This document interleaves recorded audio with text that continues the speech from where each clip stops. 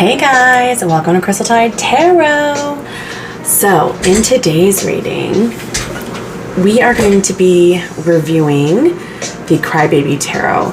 So, I got this deck from Etsy, I want to say about a month ago. It was actually on sale. Most prices that I saw for the Crybaby Tarot were about $40 to $50, but I was able to get this one for $27 because, like I said, it was on sale. And so I just wanted to go through the cards with you today. If you're considering buying this deck, then come review it with me. So I have already used it a couple times. I do like it. I'm going to go over the pros and cons about it. There's not very many cons, so if you are a big Melanie Martinez fan, I recommend getting it, and of course also if you like tarot. So this is the front of the box. Has Miss Melanie with all the little cards. On the side it says Crybaby Deck and Book Set. It has the Justice image on there. And this is the back. I don't know how to pronounce that, but that's the artist. Ruzofi Monster. I tried. I like, this is actually the back of all of the cards. It has this little ice cream, this milk carton, this little like Madeline character, some air balloon, puppy, heart lollipop, ice cream with crystals or gems in it, and then a rabbit stuffed animal with a knife, and then this tooth with eyes. And then on the left side it says Crybaby Deck and Book Set as well, and I believe that's the Page of Wands. We're gonna get into it. Again, I've only used it a couple times. So like I said, it does come with a booklet, but I don't have it. I actually lost it. And I'm not surprised that I lost the booklet because I have over 20 tarot decks and I don't really use the booklets, but it does come with one. So if you're like a beginner and you're wanting to learn tarot and this deck really interests you, then it's definitely something worth buying because it does come with like instructions. Okay, so let me just make some room for her. Put her right there. So this is the deck in its entirety. I really like the back of the cards for the deck. It's very like it's soft pink coral, but not like a sharp coral. Very on brand for Melanie. It's like pastel-y. The sides have a metallic foil finish. There is some transfer that I've gotten a little bit, like on my hands I'll get a little bit of glitter. I don't mind because I live in a world of glitter. It's not a problem for me, but if you care about that or if you're sensitive to that stuff, there is a little bit of transfer. Not a lot, but these things over time just will come off and rub off. That's just kind of how it works. So one thing I do like about the card is that the cards are larger than a deck of cards, like a playing cards, which I think that all traditional tarot should have. Because, I mean, it's just easier to shuffle. The images have, there's more surface area for the images to be displayed, which I personally like. I will say that when I open the cards, they're kind of like, when I shuffle them, they already morph to this shape. They're like a little bent already. And I may do with it, but yeah. So let's go ahead and go through the deck. So we have the full here, and this is from like throwback from like her first album, from the Crybaby album, because it's interesting because it's called Crybaby Tarot, but there's some imagery from her second K-12 album. But yeah, so we have the full here. All the major arcana is really beautiful. Magician. Really like those glasses of wine. It's really interesting. You can tell whoever designed it does have a little bit of background in tarot. High Priestess. Sometimes you go through tarot decks and you realize like, wow, these people don't know anything about tarot and they're just like duplicate images, or they use one item to describe a suit, and it's really frustrating. This Empress has like all these donuts. It's beautiful. The Emperor.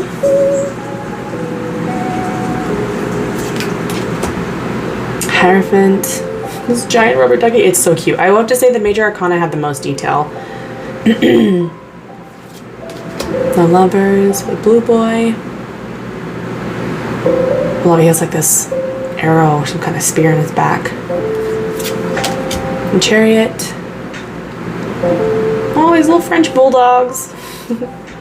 Strength card. The Hermit. It's an interesting depiction for the Hermit. Because the Hermit's like I know it's like the wolf. The Hermit isn't really someone that is like displayed as evil, but in this case it can be. It's just interesting. That's what's cool about different decks. You can get different messages depending on the illustrations. Wheel of Fortune. Little babies. Justice. I like how there's a smaller Melanie in here, like a child, which is again more messages that can come through. The Hanged Man. Death. It's a very content death. Temperance. This is one that I liked a lot because this little girl's like crying. Because I don't know, it looks like she's pouring like hot tea on her hands, and usually the Temperance is a very peaceful, like self-centered card, but to me, like when I see it, I do think of like inner child because there's like little Melanie and like big Melanie. The Devil card with like holding this mask, very cool. I think there's like candy falling down. I believe that's candy. The Tower. It's interesting because I know in this song that she had for K through 12 album, it's about taking what's not yours, like with the cake symbology and that symbolism there. The Star, it's very cute, a little dreamy. The Moon. I think this is a binky or a ring. You guys tell me. I don't know. And then we have like these strings here. It's just it's good because the Moon is a very confusing card. The Sun. Judgment. Reminds me of Pity Party. She just has her stuffed animals at her party. And then the World, last of Major Arcana. Just like her in front of the school. Then we get into the suits. So those are all of the Major Arcana. I'm going to put that to the side. So then we have the King of Wands, Queen of Wands. I love the shadowing they did on some of these cards. The Knight. Oh, okay, that's the Knight. You have the Page. It's giving Sailor Moon, like the scepter. Very cute. We have Ace of Wands, Two of Wands. This is where I feel like it does get a little repetitive. It's just like repeating the same thing, but it's a good take because it's not just the wand by itself. It's like the scepter in the center with different colors, and then all of the wands around it. And the Moon is also placed in a different spot too. 7, 8, 9, and 10. All right, so those are the wand suits. Now we're going to move on to swords. So we have King of Swords, very cold looking, super creepy looking, super creepy. Queen, she's fierce, she's ready for battle. I like how the little tattoo is like a little cheese in a heart tattoo. It's so cute. Knight of Swords, Page, Ace of Swords, Two of Swords. I like how there's flowers, different types of flowers around each one, and like stars in the backdrop. Even the handle, it has like a little cat face. 4 of Swords, 5 of Swords. I do like attention to this detail because the 5 of Swords is a very conflicting card. Like it's an energy of arguments and betrayal and backstabbing, like unbridled ambition. And this card is this sword in the card is like going straight down into the flower. So I do like that attention to detail, and they're all not just facing up. 6 of Swords, 7, 8, another anxiety-ridden card, and then we have 9, and then a 10. They're like all on this mountain. Okay, so those are the sword suits. More purple. And then moving on to the cups, we have like a teal color. So wands, I didn't want to go back. Let me see. Wands is like pink. Swords are like purple. And then we're moving on to cups. Cups are like the teal color. So we have King of Cups, Queen, beautiful little angel, Knight, bringing you the glass of wine, Page, Ace, 2, 3 of Cups. I like how there's crystals in each of the cups. The cup suits are definitely the cards you talk about, like the cards you want to get when they talk about emotions and feelings, depending on what you're asking. It's like about fulfillment. 6 of Cups, 7. We have a whole picture, girl. 8, 9. Interesting, towards the end they kind of experimented with other colors. 10. Alright, so we have the pitcher and all the other chalices. It's funny, 9 of Cups is the only one where it's not blue. But this can also be like the butterflies in your stomach kind of card. But look at that, this is the only one. Oh, I guess the 3 of Cups is pink too. That's odd. But for the most part, it's blue for the element. Alright, and our last court suit card, going through the court cards for Pentacles. We have King of Pentacles, the big old rubber ducky, the Queen. I'm not sure why she's trapped, or there's some kind of stress behind the Queen of Pentacles for some reason. I'm not sure, because the Queen of Pentacles is such a financially secure card. But you could see it as like she's protecting her coin, maybe. We have the Knight, Page, and we'll get more chains. Ace, 2, 3, 4. Here's where they do get a little repetitive. They just have the coins in different places. 7, 8, 9, this beautiful tree, and then 10. I feel like they should have done the chains for swords, because pentacles represent money and stability, career, and even family. Again, I just want to give you a closer look at the back of the decks.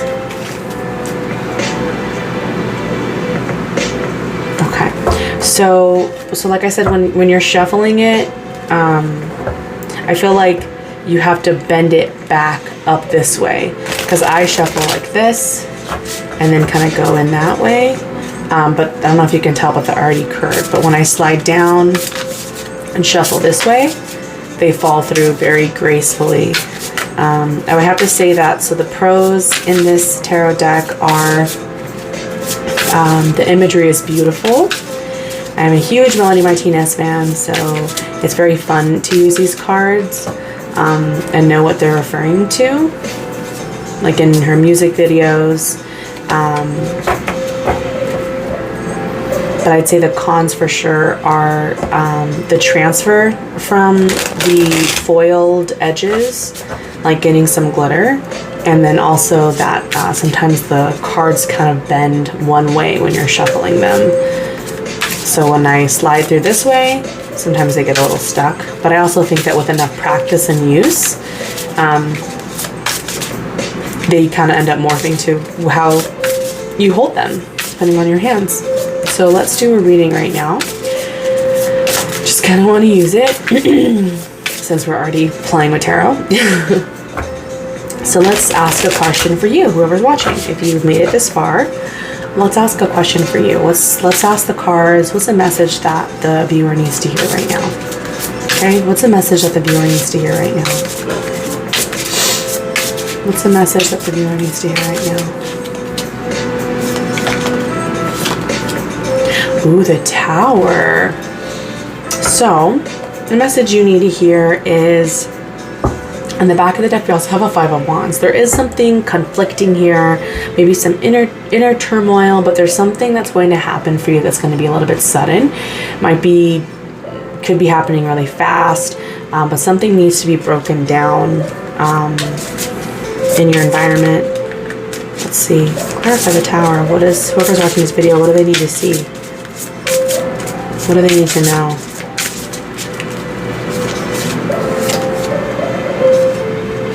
The Death card.